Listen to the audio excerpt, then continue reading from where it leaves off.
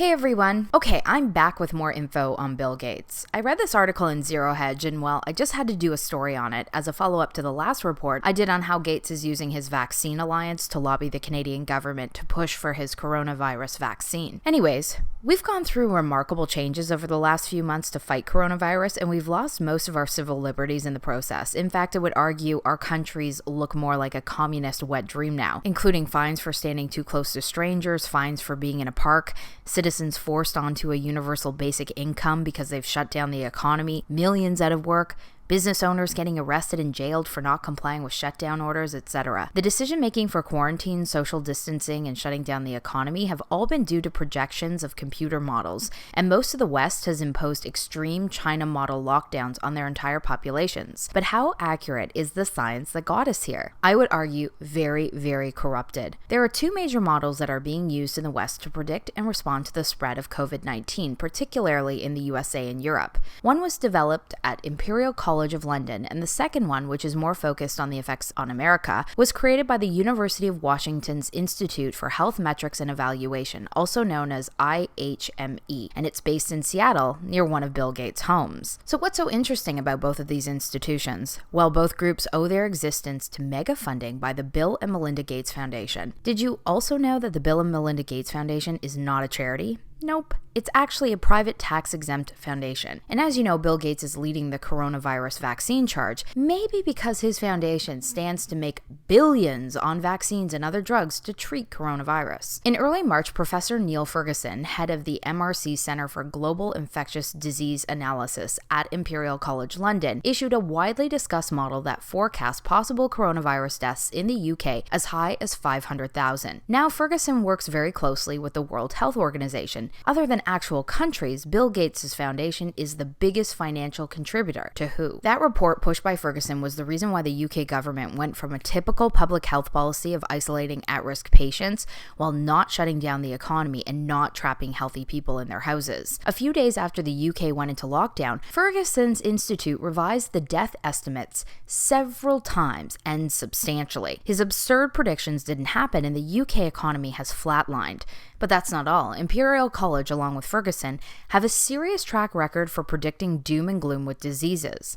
In 2002, they said up to 50,000 people in the UK would die from mad cow disease, possibly even 150,000. Guess what? A total of 178 people were registered as dying from mad cow. In 2005, Ferguson predicted that up to 200 million worldwide would die from bird flu. By early 2006, only 78 deaths were linked to the virus. Then in 2009, Imperial College anticipated that H1N1 would kill roughly 65,000 in the UK. In the end, only 457 people died of the virus. Now, why would the UK government listen to Ferguson when his group has a notoriously bad track record of predicting deaths that don't come to fruition and panicking people? Ferguson was also the source of the insane forecast that 2.2 million Americans would be killed by COVID if the economy wasn't shut down immediately. Ferguson's modeling caught the attention of Dr. Anthony Fauci, the director of the National Institute of Allergy and Infectious Diseases, and another very close associate of Bill Gates. And he put President Trump on blast by pressuring him to declare a national health emergency. Once the damage to the economy began in the US, Ferguson sneakily lowered the US fatality estimates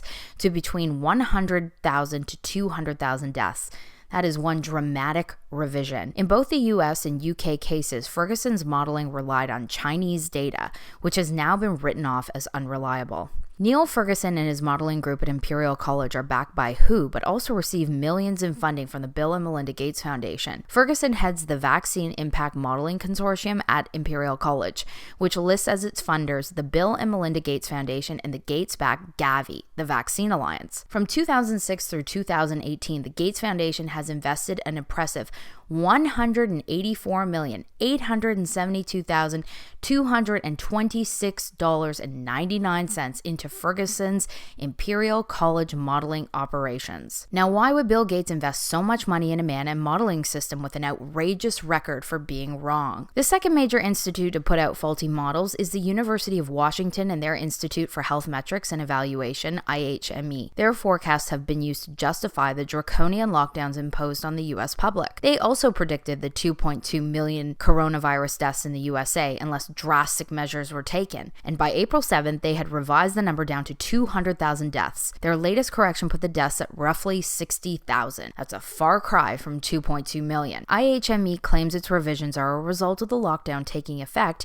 even though that would take weeks to show up. Just like Ferguson at the Imperial College London, the University of Washington's IHME is another project of the Gates Foundation. It was created in 2007 with a generous grant from the Bill and Melinda Gates Foundation. IHME signed an agreement with WHO to collaborate on data used to estimate world health trends. In 2017, they received an additional grant of $279 million from the Gates Foundation and another $210 million gift in 2016. And like Ferguson, IHME has a terrible track record with overinflated models. Data from one of their predictions found that 430,000 intensive care beds were needed across the US in March. States went into a panic. By the end of April, hospital beds were found empty all across the country, and untold numbers of other operations had been canceled to make room for COVID-19 patients who never materialized. There's also major issues with the testing itself. A German lab recently reported that according to WHO recommendations, COVID-19 virus tests are now considered positive, even if the specific target sequence of the COVID-19 virus is negative and only the more general coronavirus target sequence is positive. This can lead to other coronaviruses,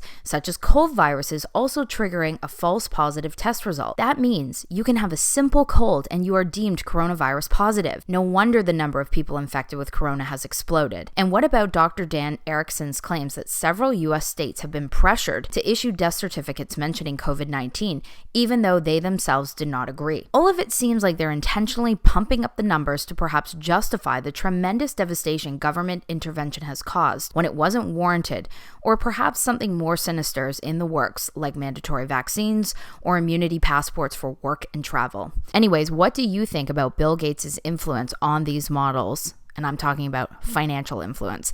Let me know in the comment section below. I always love to hear from you. Have a great day.